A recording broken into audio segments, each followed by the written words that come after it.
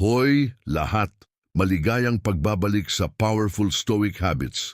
Naisip nyo na ba kung ano ang nangyayari kapag tuluyan ka ng tumigil sa paghahanap ng isang tao at kung paano ang simpleng kilos na iyon ay maaaring magpabago sa buong dinamika ng inyong relasyon? Nasa tamang lugar kayo dahil ngayon, susuriin natin ang makapangyarihang estratehiya ng Stoicism na bumalik tanaw upang hayaan silang matanto ang nawala sa kanila. Hindi ito tungkol sa paglalaro ng laro. Ito ay tungkol sa pagtanggap ng sarili mong halaga at hayaang iyon ang magsalita ng mas malakas kaysa sa mga salita.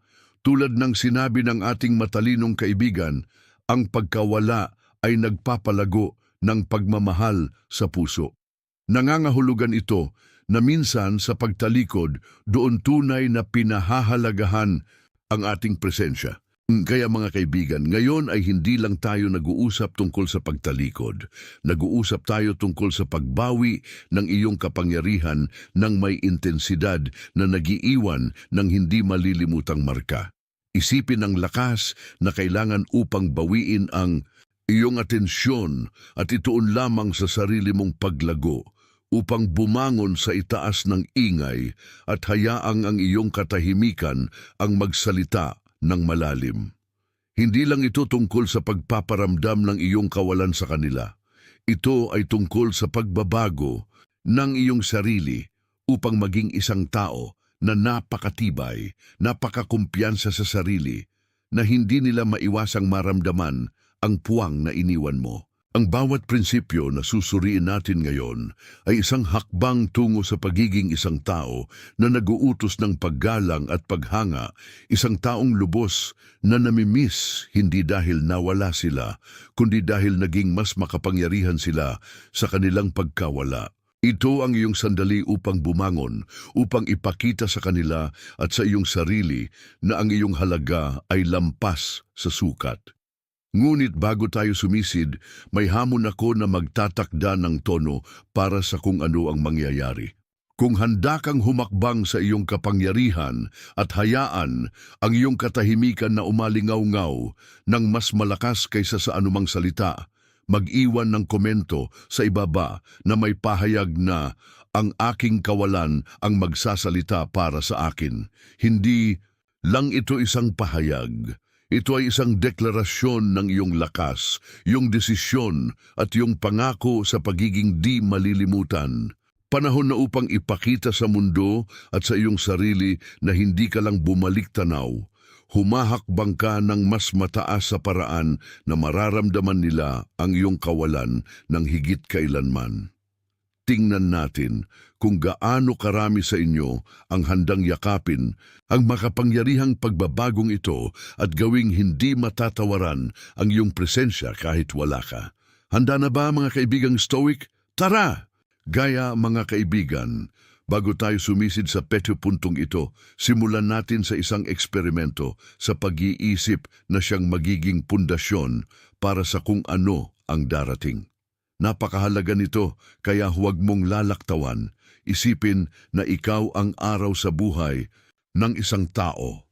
Nagbibigay ka ng init na nagpapaliwanag sa kanilang araw at ng enerhiya na nagpapalakas ng kanilang kaligayahan. Ngayon, isipin kung ano ang mangyayari kapag biglang nawala ang araw na iyon. Ang mundo ay nagiging mas malamig, medyo mas madilim.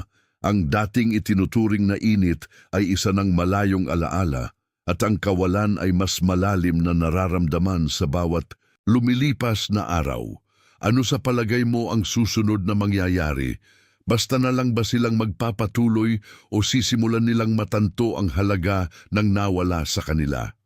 Ngayon, isaalang-alang ang isang tao sa iyong buhay na dating mahalagang bahagi ng iyong pang-araw-araw na gawain, marahil isang kaibigan, isang kapareha o isang kasamahan.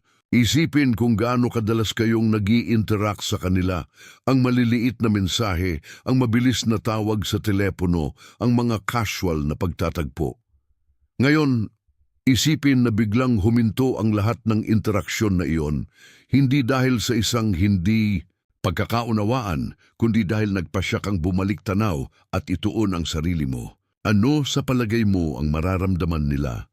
Ano ang iisipin nila habang lumilipas ang mga araw at hindi nangyayari ang karaniwang pag-uusap? Mamimiss ka ba nila? Sisimulan ba nilang magtaka kung saan ka nagpunta? Bakit ka tumahimik? Ngayon, maaaring magtaka ka.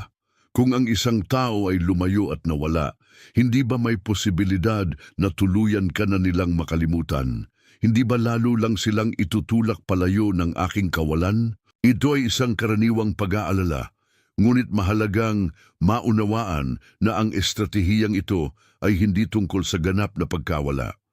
Hindi ito tungkol sa paglaho mula sa kanilang buhay hanggang sa punto na magpatuloy sila ng walang ikalawang pag-iisip. Sa halip, ito ay tungkol sa paglikha ng isang banayad, ngunit makapangyarihang pagbabago sa dinamika ng inyong relasyon. Sa pagtalikod, hindi mo ganap na inaalis ang iyong sarili. Lumilikha ka ng espasyo. Espasyo para sila ay mag-isip, matanto at maramdaman ng epekto ng iyong kawalan. Hindi ito tungkol sa pagiging wala magpakailanman. Ito ay tungkol sa pagpaparamdam ng iyong presensya ng mas malakas sa pamamagitan ng paglayo ng sapat upang payagan silang maunawaan kung paano ang buhay nang wala ka. Isipin ito tulad ng isang magandang painting. Minsan, ang pagtalikod ay nagbibigay daan sa iyo upang makita ang buong larawan at pahalagahan ang tunay nitong halaga. Ito ang sentro ng ating talakayan ngayon. Hindi tayo nag-uusap tungkol sa paglalaro ng hard to get. Nag-uusap tayo tungkol sa nagbabagong kapangyarihan ng paglikha ng espasyo. Kapag huminto ka sa paghahanap ng isang tao, kapag binawi mo ang iyong atensyon, may nangyayaring malalim. Ang dinamika ay nagbabago, ang paraan ng kanilang pagtingin sa iyo ay nagsisimulang magbago at sa pagbabagong iyon, nagsisimula nilang maramdaman ang bigat ng iyong kawalan, marahil ng mas matindi kaysa sa naisip mo. Isipin ang huling pagkakataon na nawalan ka ng isang bagay na mahalaga, marahil isang paboritong alahas o isang pinahahalagahang alaala. Alalahanin ang kirot ng pagkawala, ang pagsisisi na hindi mo ito pinahahalagahan ng mas higit noong nasa iyo pa. Ito ang parehong pakiramdam na nagsisimulang sumukot sa isip ng mga taong ipinagwalang bahala ang iyong presensya. Ang pagkakaiba ay hindi tulad ng nawalang bagay na iyon.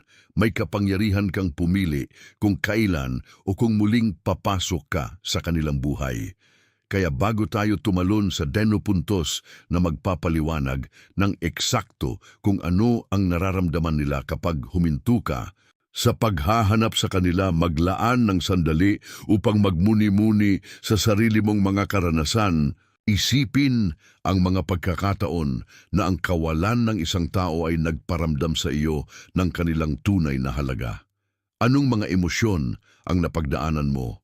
Anong mga iniisip ang nanatili sa iyong isip?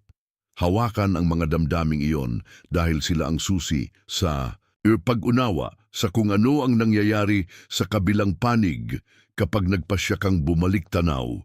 Ngayon, ating unawain ang 10 makapangyarihang emosyon at pagtatanto na nararanasan nila kapag huminto ka sa paghahanap sa kanila. Una, ang gulat ng katahimikan. Kaya mga kaibigan, suriin natin ang unang bagay na maaaring tumama sa kanila kapag bigla kang nawala. Ang gulat ng katahimikan. Isipin ang senaryo na ito. Palagi kang nandoon, ang maaasahan, ang taong unang nagte-text, ang gumagawa ng mga plano, ang nagtatanong kung kamusta ang kanilang araw, ngunit isang araw, nagpasya kang lumayo. Hindi mo ipinadala ang morning text na iyon, hindi ka nagpasimula ng mga plano at bigla may kapansin-pansing katahimikan. Para itong pagpasok sa isang silid kung saan tumigil ang musika, may agarang pakiramdam na may nawawala. Ang katahimikan na ito, gayunpaman, ay hindi lang tungkol sa kawalan ng iyong mga mensahe o presensya. Ito ay isang mas malalim na uri ng gulat na nangyayari kapag napagtanto ng isang tao na ang ritmo ng kanilang araw, ang kaginhawaan ng pagkaalam na ikaw ay nandoon ay biglang nagbago. Marahil ay hindi nila ito sinasadya noon, ngunit ang iyong presensya ay isang konstante tulad ng background music na kanilang pinagkatiwalaan kahit hindi nila lubos na pinahahalagahan. Ngayon, dito tunay na nagsisimula ang gulat. Nagtataka sila, ano ang nangyari? Bakit hindi sila nagre-reach out? May nagawa ba akong mali?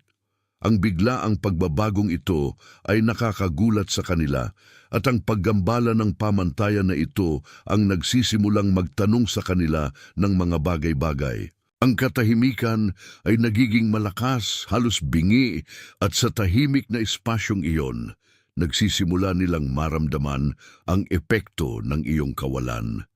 Mahalagang tandaan, ang sinabi minsan ni Rumi, kung mas tahimik ka, mas marami kang maririnig. Sa kasong ito, kung mas tahimik ka, mas nagsisimula silang marinig ang alingawngaw ng iyong kawalan sa kanilang buhay. Maaaring ipinagwalang bahala nila ang iyong presensya, iniisip na palagi kang nandoon, ngunit ngayon na lumayo ka, napipilitan silang harapin kung ano ang buhay ng wala ka. Ngayon, maaaring iniisip mo, pero paano kung hindi sila nagmamalasakit? Paano kung ang aking presensya ay hindi gaanong mahalaga sa kanila sa una?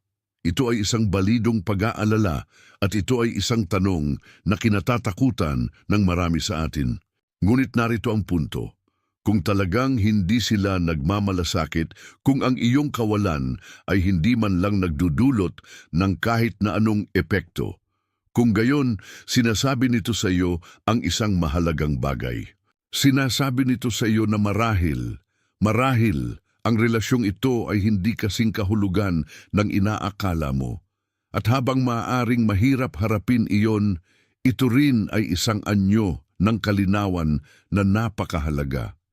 Isipin na ikaw ay nasa isang konsyerto at biglang tumigil ang isa sa mga instrumento. Kung magpapatuloy ang musika ng walang kapansin-pansing pagkakaiba, nangangahulugan ito na ang instrumentong iyon ay hindi mahalaga sa pagganap. Ngunit kung ang kawalan ay nagiiwan ng kapansin-pansing puwang, kung ang musika ay tila hindi kumpleto kung wala ito, kung gayon, alam mo kung gaano kahalaga ang instrumentong iyon. Ganoon din sa mga relasyon. Kung ang iyong kawalan ay walang ginawang pagkakaiba, kung gayon marahil ay hindi mo ginagampanan ang papel na akala mo ay ginagampanan mo. At okay lang iyon dahil pinapayagan ka nitong sumulong ng may mas malinaw na pag-unawa sa kung saan ka tunay na nakatayo.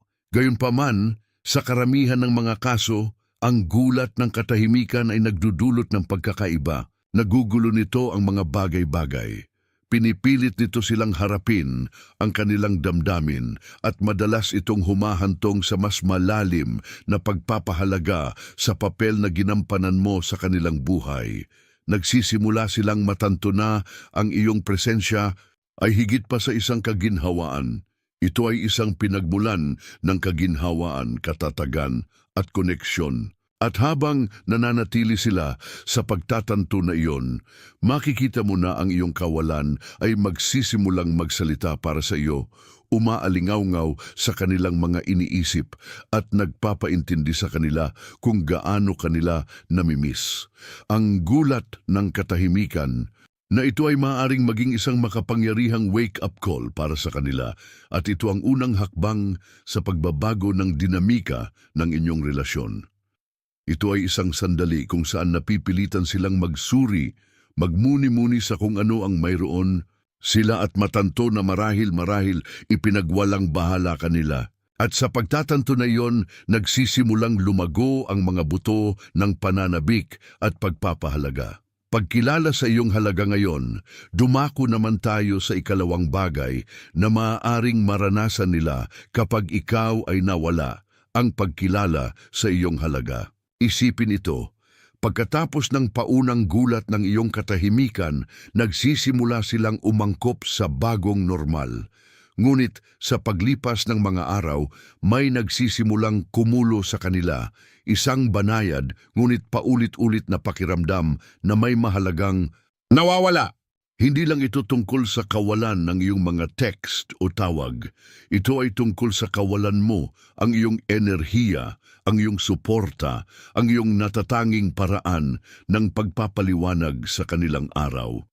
Dito nagsisimulang lumitaw ang pagkilala sa iyong halaga. Makikita mo sa abala ng pang-araw-araw na buhay, madaling ipagwalang bahala ang mga tao, lalo na ang mga laging nariyan, laging nagbibigay. Ngunit kapag bigla kang lumayo, kapag hindi mo na ibinubuhos ang iyong enerhiya sa relasyon, nagsisimula nilang mapansin ang puwang na iniwan mo. Para itong pagtanggal ng isang mahalagang piraso mula sa isang puzzle. Biglang hindi na kumpleto ang larawan. Nagsisimula silang matanto kung gaano kalaki ang iyong naitulong, hindi lang sa malalaking halata na paraan, kundi maging sa maliliit na pang-araw-araw na bagay na nagpayaman sa kanilang buhay.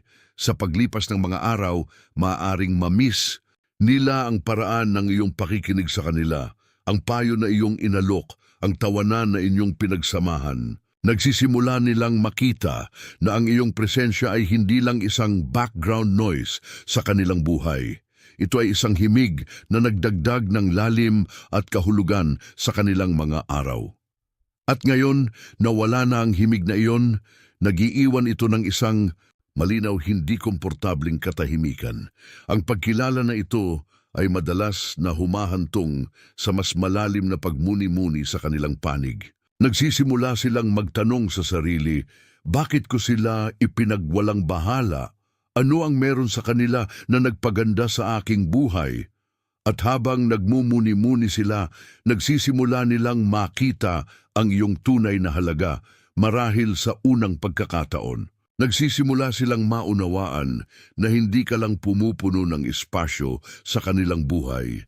Nagdaragdag ka ng isang bagay na makabuluhan, isang bagay na hindi nila madaling mapapalitan.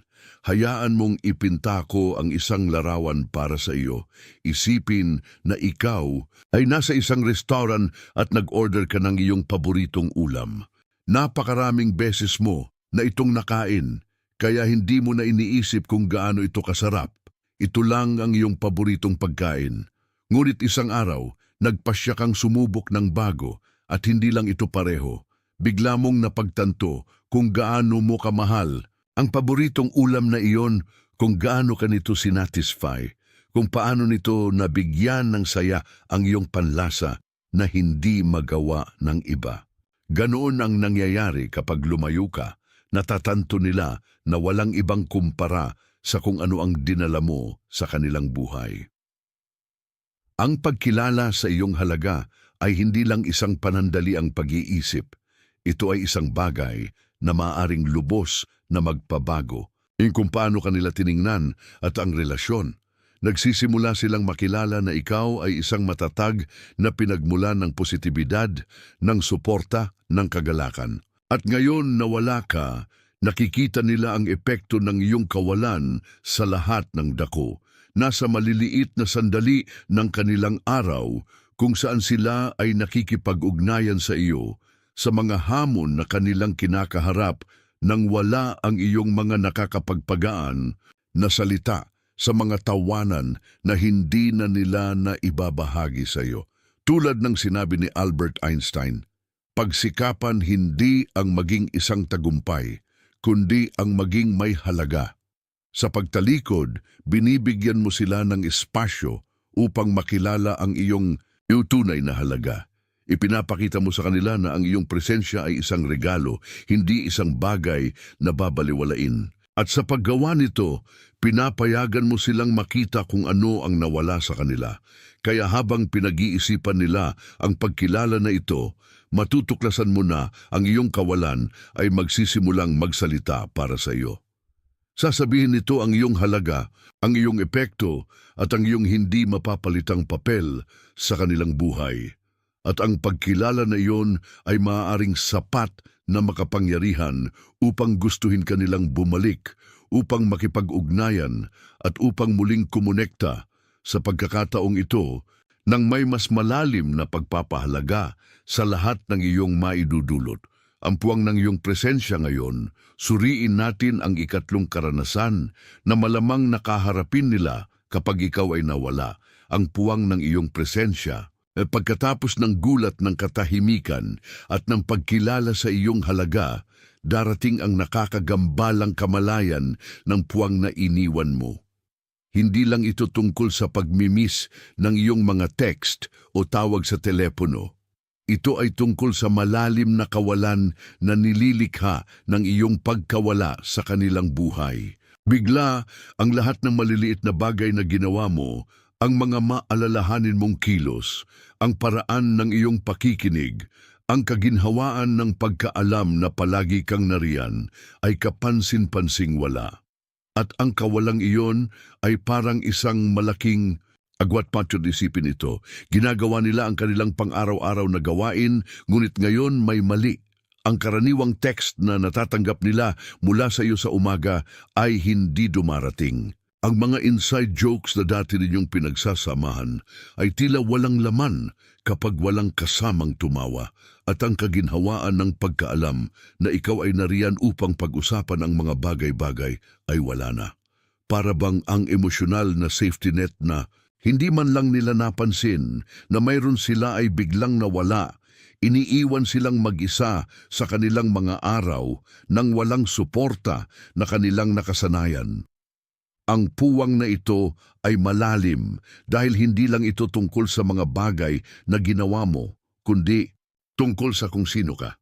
Ang iyong presensya ay nagdala ng isang tiyak na init, isang pakiramdam ng koneksyon na hindi nila madaling mapapalitan. At ngayon, sa iyong pagkawala, mas matindi nilang nararamdaman ang kawalang iyon kaysa sa inaasahan nila. Para itong pagpasok sa isang silid na dating puno ng liwanag at init at natuklasang malamig at madilim.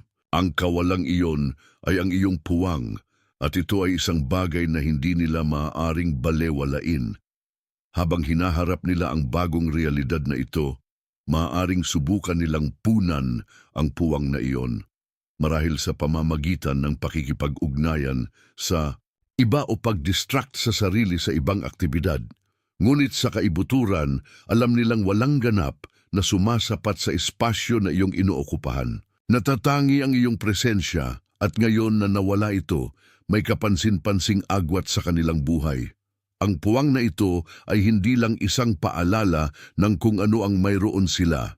Ito ay isang patuloy na pahiwatig na nawalan sila ng mahalagang bagay, isang bagay na nagpaganda sa kanilang buhay. Tulad ng sinabi ng pilosopong Pranses na si Voltaire, ang sining ng pagiging masaya ay nasa kapangyarihan ng pagkuha ng kaligayahan mula sa mga karaniwang bagay. Nagdagdag ng halaga ang iyong presensya sa mga karaniwang bagay na iyon, at ngayon, nawala ka. Ang mga bagay na iyon ay hindi na nagbibigay ng parehong kagalakan. Kaya habang nakaupo sila sa puwang ng iyong presensya, matutuklasan mo na ang iyong kawalan ay magsisimulang magsalita para sa iyo. Ipapaalala nito sa kanila araw-araw kung ano ang nawawala, ang liwanag at init na wala na. At sa puwang na iyon, maaaring matanto nila na ang nawawala ay hindi lang kung sino man. Ikaw iyon. Kaya mga kaibigan, iyon ang ikatlong bagay na maaaring maramdaman nila, ang puwang ng iyong presensya. Bago tayo dumako sa ikaapat, nais kong marinig ang inyong mga saloobin. Anong mga tanong ang umiikot sa inyong isip ngayon? Ilagay ang mga ito sa mga komento. Nandito ako upang tulungan kayo sa paglalakbay na ito. At kung malinaw naman ang lahat sa ngayon, pindutin ang thumbs up, ilike ang video na ito, at huwag kalimutang mag-subscribe sa channel. Ngayon, maghanda tayo upang tuklasin ang susunod na bagay na maaring maramdaman nila na mas makabuluhan pa. Kaya siguradong hindi mo ito gustong palampasin. Manatili ka dahil papalapit na tayo sa puso ng kung paano makakagawa ng malalim na pagkakaiba ang iyong kawalan sa kanilang buhay. Pang-apat, ang pagtaas ng pag-usisa. Kaya suriin natin ang ikaapat na bagay na maaaring maramdaman nila kapag ikaw ay nawala.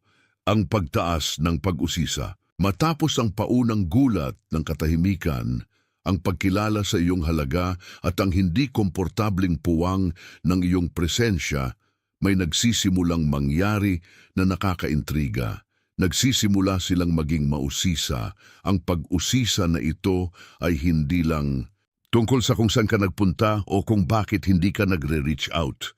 Ito ay isang mas malalim, mas nakakaganyak na pangangailangan upang maunawaan kung ano ang nangyayari sa iyong mundo ngayong hindi ka na isang palagiang presensya sa kanila. Isipin ito, nagbabrowse sila sa kanilang telepono at bigla nilang napansin na ilang araw na o baka ilang linggo na silang walang balita mula sa iyo. Nagsisimulang bumulwak ang mga tanong sa kanilang isip. Ano kaya ang ginagawa nila? Okay lang ba sila? Nagpapatuloy na ba sila nang wala ako? Ang pag-usisa na ito ay mabilis na magiging pagkahumaling habang nagsisimula silang magtaka tungkol sa lahat ng bagay na hindi nila alam. Maaari pa nga silang magsimulang suriin ang iyong social media, sinusubukang silipin kung ano ang nangyayari sa iyong buhay, pinagsasama-sama ang mga pahiwatig upang bigyang kasiyahan ang lumalagong pag-usisa na iyon. Ang pagtaas ng pag-usisa ay makapangyarihan dahil ito ay tanda na nagsisimula kanilang makita sa isang bagong pananaw. Kapag palagi kang available, palaging nandoon, hindi na nila kailangang magtaka tungkol sa iyo. Alam nila kung nasaan ka at ano ang iyong ginagawa. Ngunit ngayong lumayo ka, may misteryo sa paligid mo, isang pakiramdam ng intriga na humihila sa kanila, na nagpapagnanais sa kanila na malaman pa ang marami. Ito ay tulad ng pagbabasa ng isang libro at biglang natanto na hindi mo alam kung ano ang susunod na mangyayari. Ang kawalang katiyakan na iyon, ang hindi alam, ay nagiging hindi mapigilan. Tulad ng sinabi ng pilosopong si Aristotle, kung mas marami kang alam, mas napagtatanto mo na mas marami ka pang hindi alam. Ang quote na ito ay perpektong kumukuha ng pagtaas ng pag-usisa. Nagsisimula silang matanto kung gaano karami ang kanilang ipinagwalang bahala, kung gaano karami ang hindi nila talaga alam tungkol sa iyo. At ngayon, sa iyong kawalan, sabik silang punan ang mga puwang na iyon upang maunawaan kung ano ang nangyayari. Sa ilalim ng ibabaw, ang pag-usisa ay maaaring maging isang makapangyarihang motivator. Maaari nitong itulak silang makipag-ugnayan upang subukang muling kumonekta, upang muling matuklasan kung sino ka at ano ang iyong ginagawa. At sa prosesong ito, nagsisimula kanilang makita hindi lang bilang ang taong dating nilang kilala, kundi bilang isang taong patuloy na nagbabago, lumalago, at nagiging mas nakakaintriga sa bawat lumilipas na araw. Kaya habang bumabangon ang pag-usisa na ito sa loob nila, matutuklasan mo na ang iyong kawalan ay magsisimulang magsalita para sa iyo sa mga paraan na humihila sa kanila ng mas malapit kahit na lumayo ka. Ito ay isang banayad, ngunit makapangyarihang pagbabago kung saan ang misteryo ng iyong kawalan ay nagiging isang magnet, humihila sa kanila habang hinahangad nilang maunawaan ang taong iyong nagiging isang taong higit pa sa kanilang naisip. Paglago ng pananabik ngayon, tuklasin natin ang ikalimang bagay na maaring maramdaman nila kapag ikaw ay nawala, ang paglago ng pananabik. Matapos magsimulang umusbong ang pag-usisa, may mas malalim pang nagsisimulang umunlad, isang pakiramdam ng pananabik. Hindi lang ito isang panandaliang pagnanais na makarinig mula sa iyo o makita kang muli. Ito ay isang lumalaki, paulit-ulit na pakiramdam na nabubuo sa paglipas ng panahon. Kung gaano kanila iniisip, ganon din ang kanilang paglago ng pagmamiss sa iyo. Hindi lang ang iyong presensya kundi lahat ng bagay na nagpaganda sa inyong relasyon. Isipin ito, ginagawa nila ang kanilang pang-araw-araw na gawain, Ngunit bawat maliit na bagay ay nagpapaalala sa kanila sa iyo. Isang kanta na dating tumutugtog sa background noong magkasama kayo. Isang lugar na pareho ninyong madalas puntahan o kahit isang random na parirala na nagpapaalala sa kanila ng isang bagay na iyong sinabi. Ang maliliit na paalala na ito ay nagtitipon. Lumilikha ng isang pakiramdam ng paghahangad na mahirap balewalain. Hindi lang ito tungkol sa malalaking sandali. Ito ang maliliit na bagay, ang pang-araw-araw na interaksyon na labis nilang namimiss. Makapangyarihan, ang pananabik dahil lumalago ito sa mga puwang kung saan dating may koneksyon. Sa paglipas ng mga araw nang walang balita mula sa iyo, nang hindi nararamdaman ang iyong presensya, lumalakas ang pananabik na iyon para itong pagsubok na pawiin ang uhaw na ayaw mawala. Nagsisimula silang matanto na hindi lang sila namimiss ang pagkakaroon ng isang tao sa paligid, namimiss kanila partikular sa paraan na malalim at personal. Tulad ng sinabi ng Pranses na manunulat na si Marcel Proust, ang tunay na paglalakbay ng pagtuklas ay hindi matatagpuan sa paghahanap ng mga bagong tanawin, kundi sa pagkakaroon ng bagong pananaw. Nagbibigay ang pananabik na ito sa kanila ng bagong pananaw sa kung ano ang kahulugan mo sa kanila. Nagsisimula silang makita ang relasyon sa ibang liwanag. Pinahahalagahan ang lahat ng bagay na maaaring napabayaan nila noon. Kaya habang lumalago ang pananabik na ito sa loob nila, ang iyong kawalan ay magsisimulang magsalita para sa iyo sa anyo ng isang hindi matatawarang paghila, isang bagay na nagpapagnanais sa kanila ng koneksyon na dating mayroon sila sa iyo. Natatanto kung gaano ka talaga nila namimiss. Ang kirol ng pagsisisi ngayon, suriin natin ang ika-6 na bagay na maaaring maramdaman nila kapag ikaw ay nawala. Ang kirol ng pagsisisi. Habang lumalalim ang pag-usisa at lumalakas ang pananabik para sa iyo, isa pang makapangyarihang emosyon ang nagsisimulang lumitaw, ang pagsisisi. Hindi lang ito isang panandali ang pag-iisip o isang bahagyang pakiramdam ng paano kung, kundi isang matalim at masakit na pagtatanto na maaaring ipinagwalang bahala kanila na hindi kanila lubos na pinahalagahan noong may pagkakataon pa sila. At ang pagtatanto na iyon ay maaaring maging masakit, isipin ito.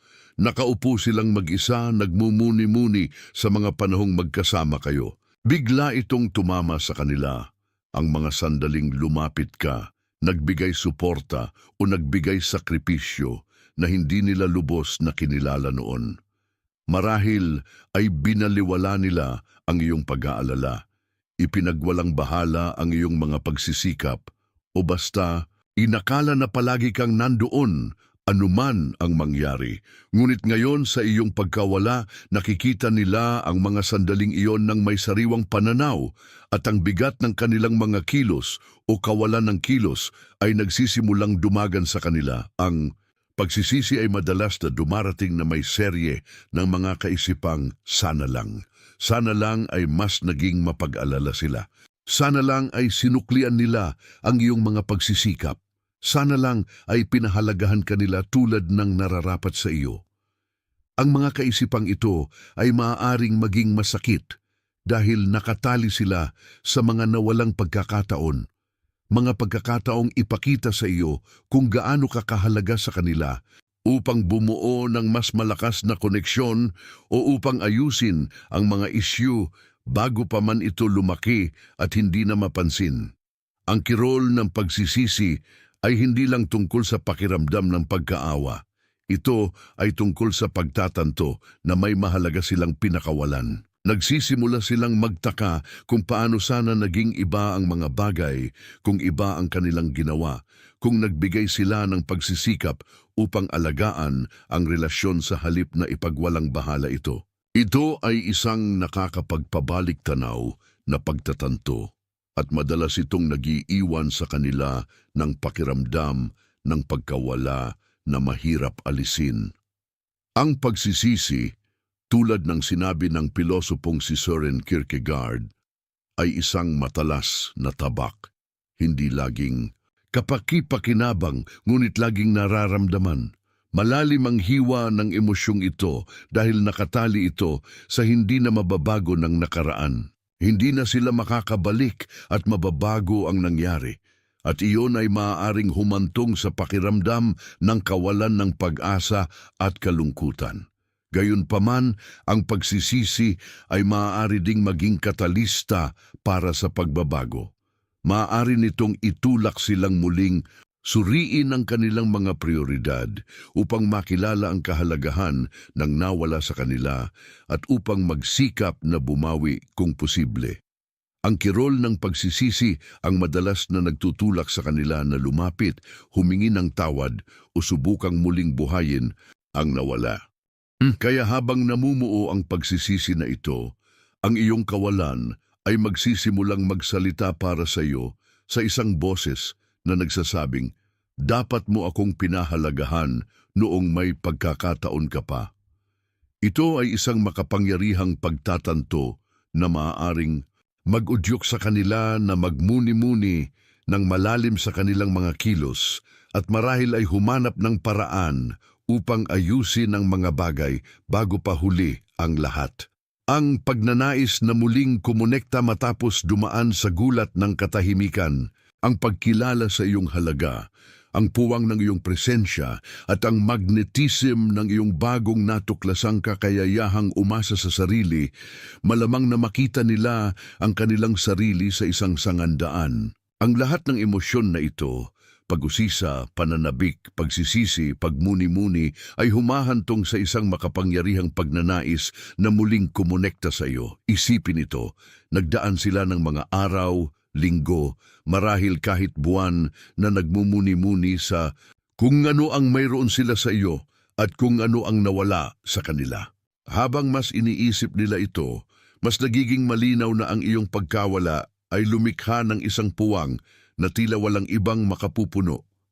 Ang mga taong nakilala nila, ang mga distractions na sinubukan nilang lubos na pasukin, wala sa mga ito ang maihahambing sa koneksyon na mayroon sila sa iyo. Ang pagkilala na ito ay humahantong sa isang matinding pagnanais na tulay ang agwat upang makipag-ugnayan at upang maibalik ka sa kanilang buhay. Ang pagnanais na muling kumonekta ay hindi lang tungkol sa pagmimiss ng mga magagandang sandali. Ito ay tungkol sa pagkilala na ang relasyon sa iyo ay natatangi isang bagay na hindi nila madaling makopya sa ibang tao.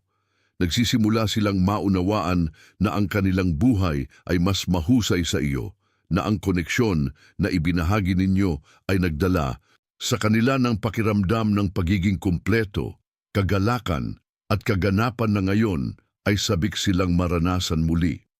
Ngunit narito ang pinakasukdulang punto. Ang pagnanais na muling kumonekta ay pinalakas ng taong naging ikaw sa iyong pagkawala.